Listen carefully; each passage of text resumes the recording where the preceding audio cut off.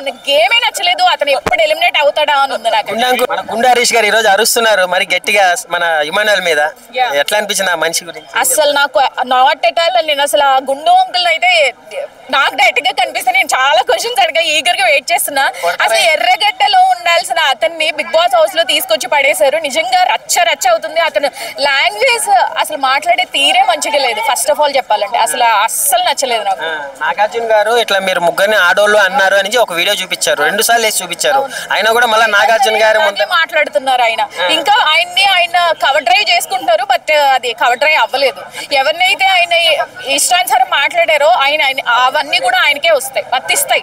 ఆడోడు అన్నాడు మళ్ళా 3 రోజులు అన్నం తినకుండా మానేసి ఇంట్లో కూర్చొని.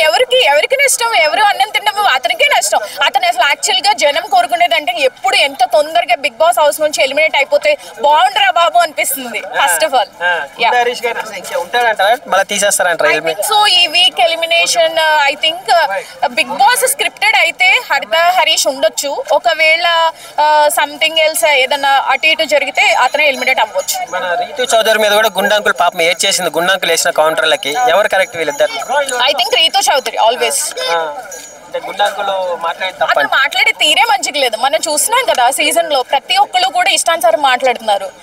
ఆడవాళ్లతో అతను ఏం చెప్పాడు స్టార్టింగ్ లో అగ్ని పరీక్ష అప్పుడు, నేను లేడీస్ కి చాలా రెస్పెక్ట్ ఇస్తాను, నాలో సగ భాగం వాళ్ళ వైఫ్ అని చెప్పేసి అన్నాడు. ఒక ఇంటర్వ్యూలో కూడా అతను ఇచ్చాడు, నా లైక్ శివుడు రాముడితో పోల్చుకుని వాళ్ళు ఏమన్నాడంటే లైక్ ఇంటర్వ్యూలో సగ భాగం నేను నా వైఫ్ కి ఇచ్చాను, అండ్ శివుడు పార్వతీదేవిని శపించినట్టు వాళ్ళు లూజర్స్, నన్ను లూజర్ అంటున్నారు, నేను కొట్టానని బహిరంగంగా చెప్పుకుంటున్నానని చెప్పి. But not at all bullshit అనమాట. అతను మాట్లాడేదంతా రాంగ్ వేలో మాట్లాడుతున్నాడు.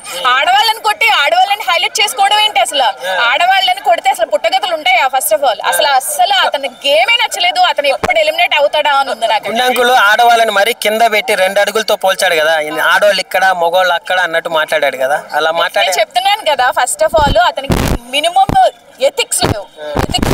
ఆడవాళ్ళ గురించి మాట్లాడే ముందు అతను ఫస్ట్ ఆఫ్ ఆల్ 1 వేలు ఇలా చూపిస్తే 4 వేలు మన వైపు చూపిస్తే అది మర్చిపోతున్నాడు అంతే.